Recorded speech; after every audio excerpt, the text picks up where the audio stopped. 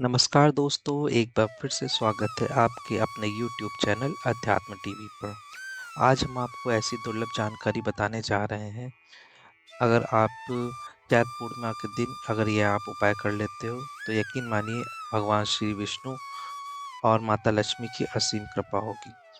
12 अप्रैल को चैत पूर्णिमा पड़ रही है, तो इस दिन आप गाय को चुपचाप एक चीज़ खिला दें। एक छोटी-सी चीज़ खिलाने के बाद 1 महीने के अंदर आप करोड़पति बन जाएँगे। तो इस जानकारी को प्राप्त करने के लिए वीडियो में बने रहिए और हमारे चैनल को अभी तक आपने सब्सक्राइब नहीं किया है, तो सब्सक्राइब कर लीजिए। तो मैं बस आपको एक छोटा-सा उपाय बताने जा रहा हूँ। चैत पूर्णिमा के दिन आपको चुपचाप एक गाय को एक छोटी-सी चीज़ खिला देनी है, जिससे जितने भी पितृ दोष और जितने भी संकट हैं, वो आपके दूर हो जाएँगे और पूरे साल आपके भंडार धन-धान्य से भरे रहेंगे और आपकी पूरे 7 पुश्तें उन रुपए पैसों पर राज करेंगी और बैंक बैलेंस बढ़ता चला जाएगा। अगर आपके घर में वेतन है तो वह कभी खर्च नहीं होगा और बढ़ता ही जाएगा और सभी प्रकार के जो संकट, दुःख, दर्द है वह दूर हो जाएँगे। तो चलिए शुरुआत करते हैं ये वीडियो। अगर यदि आपको ये जानकारी पसंद आए तो प्लीज़ वीडियो को लाइक, शेयर और सब्सक्राइब ज़रूर करिएगा। तो जैसे कि हम लोग जानते हैं गाय में 33 करोड़ देवी-देवताओं का वास होता है।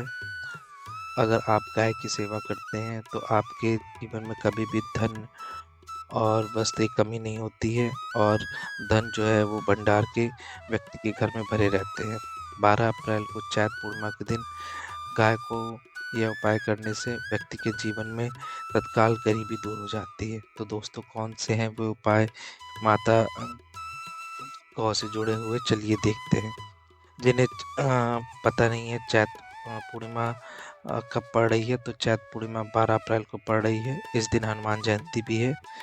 तो दोस्तों गाय का ये उपाय करने से पहले आपको चैत पूर्णिमा के बारे में थोड़ी जानकारी देते देता हूँ कि चैत पूर्णिमा कब और किस महीने की तारीख को पड़ रही है, 11 तारीख को या 12 तारीख को। तो चैत पूर्णिमा के दिन आपको एक पवित्र नदी में जाना है। दोस्तों जिस दिन का इंतजार पूरी दुनिया के हर पंडित, एस्ट्रोलॉजर और हर हिंदू भाई को रहता है, अब वह दिन आ गया है, 12 अप्रैल। दोस्तों ये जानकारी आपको बता दें कि इस बार चैत पूर्णिमा बहुत ही खास और शक्तिशाली पूर्णिमा होने वाली है। इस पूर्णिमा के दिन हनुमान जयंती भी है। हिंदू धर्म में बहुत सी पूर्णिमाएँ आती हैं, पर चैत पूर्णिमा बहुत ही धूमधाम से मनाई जाती है। इसमें सबसे पहले भगवान विष्णु और माता लक्ष्मी की विधि-विधान से पूजा की जाती है और फिर गौ माता की पूजा की जाती है। लेकिन इनमें सबसे ज़्यादा महत्व मार्गशीर्ष पूर्णिमा का माना जाता है। शास्त्रों में, वेद पुराणों में साफ-साफ लिखा है कि चैत महीने की चैत पूर्णिमा भगवान विष्णु और माता लक्ष्मी का आशीर्वाद प्राप्त करने का सबसे सुनहरा दिन होता है। इस दिन भगवान विष्णु और माता लक्ष्मी बहुत ही ज़्यादा प्रसन्न मुद्रा में होते हैं और अपने दोनों हाथों से अपने भक्तों पर कृपा बरसाते हैं। तो किसी के साथ आप जैसे कि मंगल देवता हनुमान जी का को जैसे पूजा हो जाती है, ऐसे मनुष्य का मंगल ग्रह जो होता है वो शांत हो जाता है। एक तरफ दोस्तों मानता है कि चैत पूर्णिमा के दिन जो चंद्रमा होता है वह अन्य दिनों के मुकाबले में सबसे ज़्यादा प्रकाशमय होता है। चैत पूर्णिमा के दिन भगवान विष्णु व माता लक्ष्मी की पूजा की जाती है और सूर्य देवता को अर्घ्य दिया जाता है।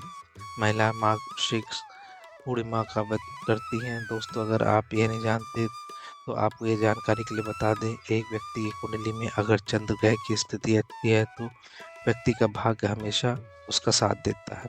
वह व्यक्ति किसी भी कार्य को शुरू करता है तो उसे उस कार्य में सफलता मिलती है। इसलिए चैत पूर्णिमा को हम अपने हिंदू धर्म में बहुत ही ज़्यादा विशेष महत्व दिया गया है।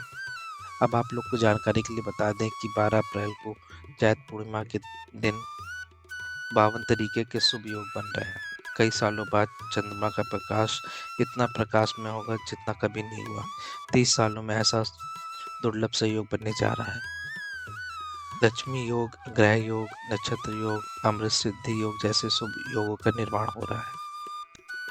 चैत पूर्णिमा के दिन पूरे दिन व्रत रखना चाहिए। चैत पूर्णिमा के दिन भगवान विष्णु और माता लक्ष्मी का आशीर्वाद प्राप्त होता है। यदि आप इस दिन व्रत रखना चाहते हैं तो आप उस ब्रह्म मुहूर्त में उठ जाइए, और यदि आप किसी पवित्र नदी में जाके स्नान नहीं कर सकते तो पानी में गंगा जल मिला करके आप घर पे ही स्नान कर सकते हैं। चैत पूर्णिमा के दिन स्नान और प्रातः काल ब्रह्म मुहूर्त में उठने से बहुत ही शुभ फल प्राप्त होता है। इस दिन अगर आप ज्योतिष शास्त्र और तंत्र शास्त्र के अनुसार एक गाय वाला उपाय विधि विधान से कर लेते हैं तो इस उपाय करने से साक्षात आपको भगवान विष्णु और माता लक्ष्मी की असीम आशीर्वाद प्राप्त होता है, और भगवान विष्णु की कृपा से आपके नवग्रह आपका साथ देना शुरू कर देते हैं, और राहु केतु की दशा जो होती है आपकी कुंडली में वो अच्छी हो जाती है। इस क्योंकि एक व्यक्ति के जीवन में भाग्य राहु और केतु के द्वारा ही नियंत्रण होता है, और जो राहु और केतु होते हैं वो भगवान विष्णु के हाथों में होते हैं।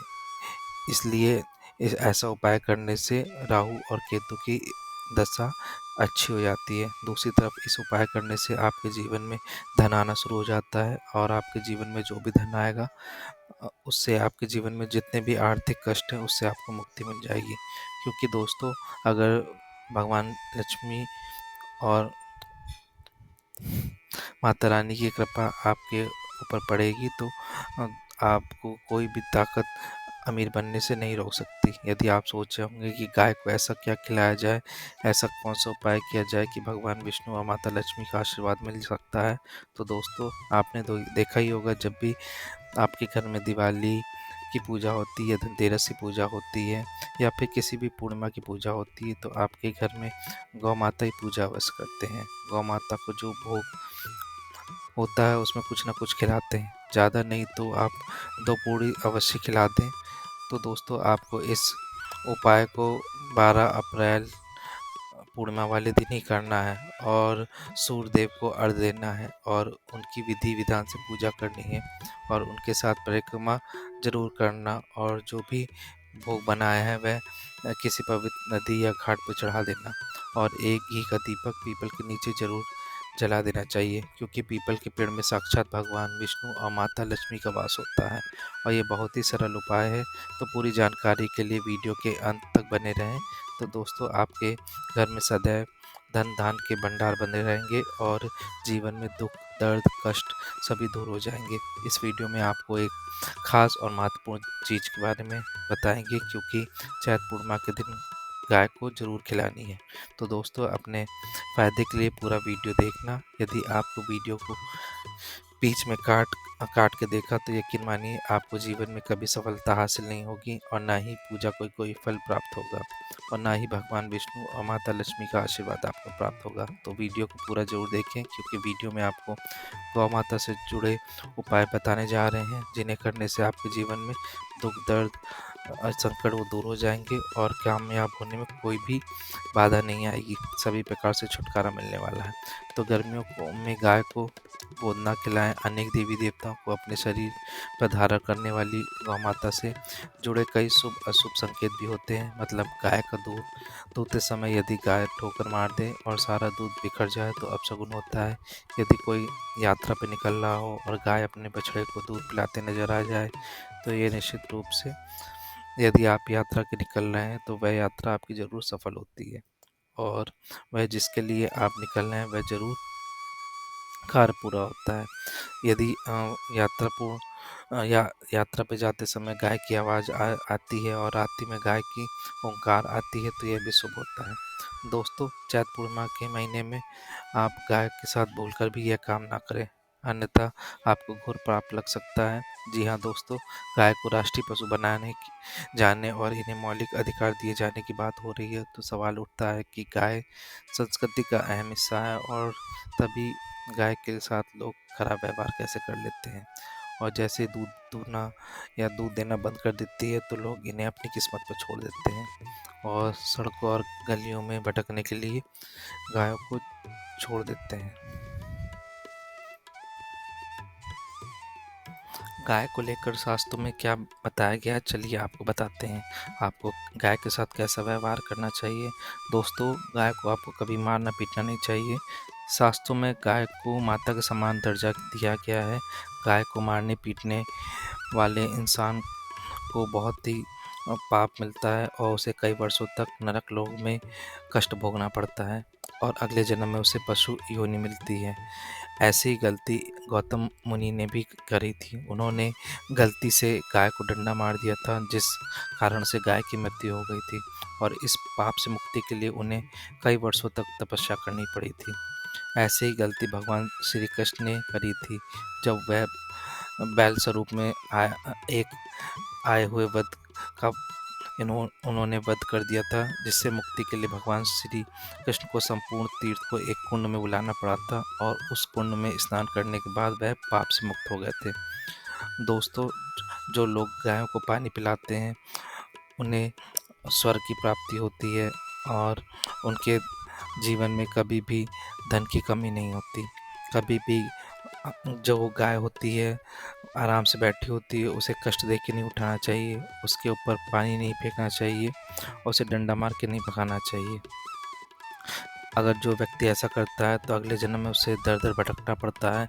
साथ ही शास्त्रों में बताया गया है, जो लोग गाय की सेवा करते हैं, उन्हें अच्छा भोजन खिलाते हैं, परवरिश अच्छी तरह से करते हैं, उन लोगों के जीवन में सभी इच्छाएं पूरी होती है। ऐसे ही गाय के बछड़े से बचा हुआ दूध ही मनुष्य को लेना चाहिए, परंतु कुछ लोग गाय को एक बार दूहने के बाद फिर से बछड़े के बचा हुआ दूध भी दूह लेते हैं। ऐसा करना घोर पाप कहा जाता है। ऐसे दूध को दूहने वाला और ग्रहण करने वाला दोनों ही पापी कहे जाते हैं। दोस्तों, साथ में ही शास्त्र में कहा गया है कि गौवंश मतलब गाय और बैल की पीठ पर नहीं बैठना चाहिए। उनकी पीठ पर बैठने से महापाप लगता है। ऐसे लोगों को नरक की यातनाएं भोगनी पड़ती हैं। एकमात्र देवों के देव महादेव को ही नंदी, जो कि गौवंश हैं, उन्होंने अपनी पीठ पर सवारी करने का अनुरोध किया था, जिस पर भगवान महादेव और महादेवी पार्वती सवारी करती हैं। क्योंकि नंदी ने अपने स्वयं इच्छा से महादेव की सवारी बनना स्वीकार किया था, इसलिए हम लोग को गाय की और बैल की पीठ पर कभी भी बैठना नहीं चाहिए। अगर जो ऐसा करता है उसको महानरक की यातनाएं भोगनी पड़ती हैं। ऐसे ही गाय का दान जो किया जाता है उसमें बहुत ध्यान देना चाहिए। कभी भी बूढ़ी गाय को दान नहीं देना चाहिए। जो बूढ़ी और बीमार गाय को दान देता है उसको बहुत ही पाप पड़ता है। ऐसे ही कुछ बताया गया है कठोपनिषद में, जब निकेचेता ने बताया कि पिता द्वारा बूढ़ी गाय को दान करने से आपत्ति जताई थी, तो उन्होंने अपने पुत्र को यमराज को सौंप दिया था। तो इसीलिए जो गाय होती है वो बछड़े के साथ और अच्छी हालत में ही दान देनी चाहिए। कभी भी बूढ़ी गाय को दान नहीं देना चाहिए। जो लोग गाय का दान करते हैं उन्हें महान पुण्य प्राप्त होता है और वह स्वर्ग में स्थान पाते हैं। दोस्तों, साथ ही सूर्य, चंद्र, मंगल और शुक्र की स्थिति और राहु की स्थिति सुधर जाती है। जिनको पितृ दोष होता है उनका पितृ दोष खत्म हो जाता है। यह भी माना जाता है कि सूर्य का संबंध पिता से और मंगल का संबंध रक्त से होने के होता है। ऐसे ही सूर्य यदि शनि, राहु या केतु की दृष्टि हो तथा मंगल की युक्ति हो तो पितृ दोष होता है। इस दोष से जीवन में बहुत संघर्ष होता है। यदि पितृ दोष हो तो गाय को प्रतिदिन या किसी भी एकादशी या पूर्णिमा या किसी चैत्र पूर्णिमा के दिन एक रोटी में गुड़, चना आदि खिलाने से पित्त दोष खत्म हो जाता है। ऐसे ही एक और मांगलिक कार्य करने से गाय का साथ आपको करना चाहिए। जैसे कि आप कोई भी मांगलिक कार्य करने जा रहे हो तो गाय का कुछ भी गोबर, गौमूत्र, गाय का दूध या गाय के से बना हुआ घी कुछ भी आप अगर इस्तेमाल करते हैं तो आपको पुण्य प्राप्त होता है और जिस घर में गाय होती है उस घर में सभी वास्तु दोष दूर हो जाते हैं। गाय के ऊपर जो कुबड़ होता है वह बृहस्पति अर्थात गुरु का सूचक होता है। यदि किसी के कुंडली में बृहस्पति अपनी नीच राशि में है तो आप गाय की सेवा कर सकते हैं और जिससे कि आपका बृहस्पति मजबूत हो सकता है। यदि आप किसी यात्रा में जा रहे हैं और गाय सामने से आ रही है तो आपको गाय को दाहिनी ओर से निकलने का रास्ता देना चाहिए, जिससे कि आपकी यात्रा ज़रूर सफल होगी। साथ ही यदि आप यात्रा पे जा रहे हैं और आपको एक कोई गाय बछड़े के साथ दूध पिलाते हुए नज़र आ जाए तो आपको समझ जाना चाहिए कि आपकी यात्रा सफल होगी। साथ ही साथ जिस घर में गाय होती है उसमें वास्तु दोष स्वतः ही ख़त्म हो जाता है। और आप जो रोटी बनाते हैं तो प्रतिदिन ताज़ा रोटी गाय को बना के खिलानी चाहिए। कोशिश करें कि उस रोटी को आप तुरंत ही गाय को खिला दें। यदि आप उस रोटी को रख देंगे तो और उसे अगले दिन देखेंगे तो वह रोटी बासी मानी जाएगी। और गाय को कभी भी बासी रोटी ना खिलाएं, जिससे कि घर में नकारात्मक ऊर्जा वास करती है और जिससे कि आपके घर में धन दान की कमी हो सकती है।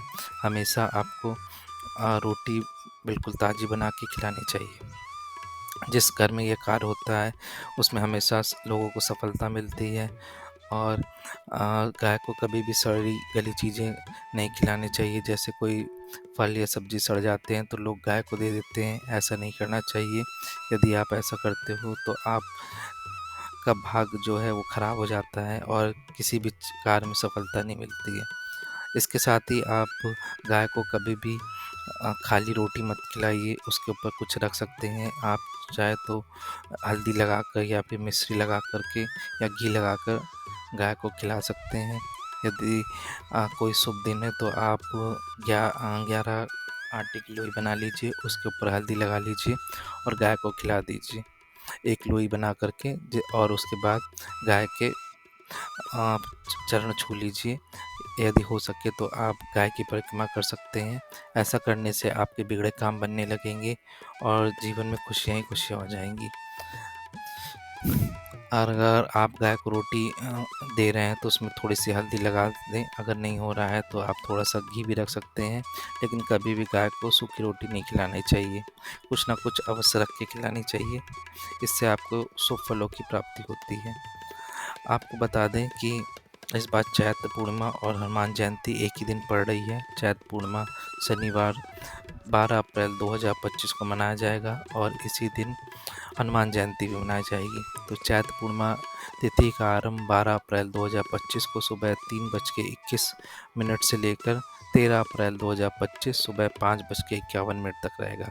इसी बीच व्रत का पारण करने वाली महिलाएं 12 अप्रैल 2025 तक व्रत रखा जाएगा। व्रत खोलना यानी कि व्रत का पारण करना के समय चंद्रमा की पूजा की जाती है और उसके बाद ही व्रत का पारण किया जाता है।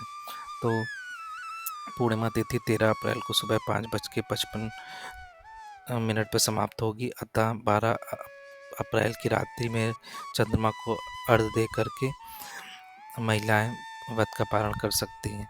एक छोटी सी जानकारी आपको बताना चाहते हैं कि भक्तों, पूर्णिमा के दिन आप प्रथम स्नान कर लें, उसके बाद भगवान सत्यनारायण की पूजा करें। इसमें आप गंगा जल से मंत्र अभिषेक कर सकते हैं और आरती और तुलसी दल के साथ खीर का भोग भगवान विष्णु को अर्पित कर सकते हैं। रात्रि के समय चंद्रमा की पूजा करने के लिए आप कच्चा दूध ले सकते हैं। इसके पश्चात आप चंद्रमा का अर्घ्य दे सकते हैं, उसके बाद आप व्रत का पारण कर सकते हैं। और इसी प्रकार जान सकते हैं कि हनुमान जयंती भी उसी दिन है 12 अप्रैल 2025 को। तो उस दिन जो भी महिलाएं पुरुष रखना चाहते हैं हनुमान जयंती में हनुमान जी का व्रत, सो सर्वप्रथम ब्रह्म काल में उठ जाएं और उसके बाद स्नान आदि करके भगवान राम, माता सीता और हनुमान जी का स्मरण करें और व्रत का संकल्प करके कोई भी फोटो या प्रतिमा को स्थापित कर लें और पूर्व दिशा में हनुमान जी की प्रतिमा को स्थापित करें।